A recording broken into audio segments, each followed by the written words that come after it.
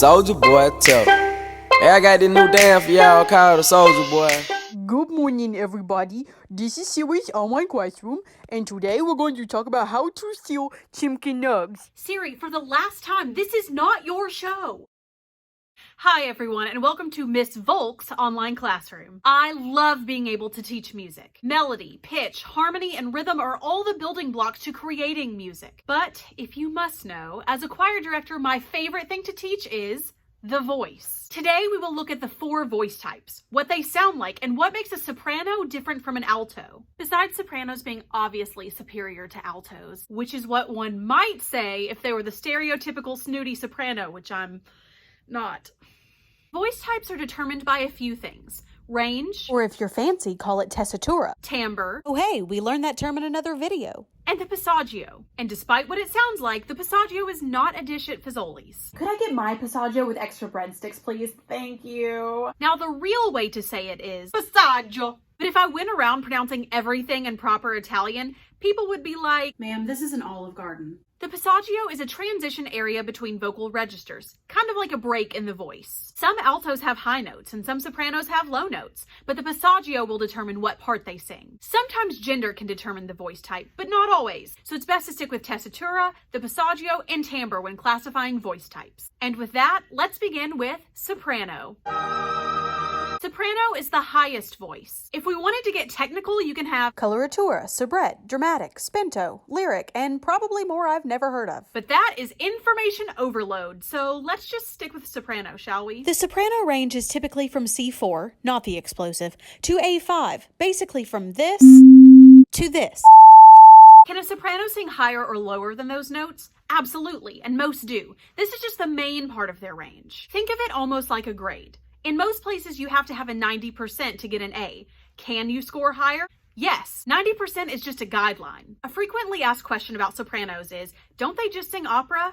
No, no, no, and no. Can sopranos sing opera? Yeah, they can. But they can also sing musical theater, jazz, country, and well, anything else. Any voice type can sing any style. Now, I'm not saying that Julie Andrews, a famous soprano, would sing hip-hop. Oh, what you know about me? What you know about me? But technically she could.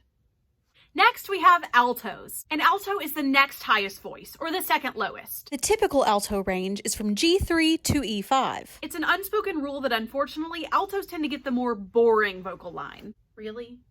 Again? Lollipop, lollipop, ooh, lolly, lolly, lolly, lollipop. But without altos, you just hear sopranos and tenors trying to out-diva each other on the melody.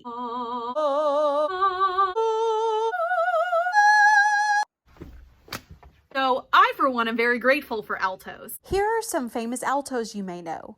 Karen Carpenter, Adele, Taylor Swift, Miranda Lambert, Cher, Miley Cyrus, Judy Garland, and Tina Turner. Let's move on to tenors. Tenors are the next to lowest voice. The average tenor range is between B3 and G4. A tenor sometimes sings in the treble clef and sometimes sings in the bass clef because tenors just like to be complicated. I do not. Whatever you say. Here are some tenors you may have heard of before. Stevie Wonder, Bruno Mars, Freddie Mercury, Adam Levine, Pavarotti, Michael Jackson, and Justin Timberlake. If you've ever heard of the tenor saxophone, think about it this way. The tenor saxophone is the next lowest in the saxophone family. It's almost like music follows a pattern. Finally, let's get to bass. Because you know I'm all about that bass. As you may have guessed, basses sing in the bass clef. The range is usually from E2 to... When you hear a bass, you usually know it. Baby, lock the door and turn the lights down low. They are the lowest of the 4 voice types and seriously impressive. Maybe you've heard of Avi Kaplan, the original bass for the band Pentatonics. He's one of the lowest basses I have ever heard. In fact, everything that is bass is the lowest. Bass guitar, double bass, bassoon, bass clarinet, and that's basically it for voice types. I am so funny. Now, some of you might be thinking, wait, Miss Volk, aren't you forgetting contraltos, countertenors, and baritones? I haven't forgotten. An elephant never forgets. But for my class, we mostly stick with the 4 main voice types. Just keep in mind that everyone is different and everyone's voice is different, so not everyone fits into these 4 main categories. Contraltos, countertenors, and baritones are subtypes between the 4 types. Before I go, let me make just one one qualifier. No one is absolutely, definitely one voice type or the other until around the age of 35. If you're under that age, don't allow yourself to get stuck in a box. Hi, yeah, so actually I'm a lyric golden soprano and I won't be singing that low A. Oh, actually we're just singing happy birthday to my grandma. I know. Sing healthily within your range and just use this video as a guide. Now, go make some music. But it ain't no lie, baby, bye, bye, bye.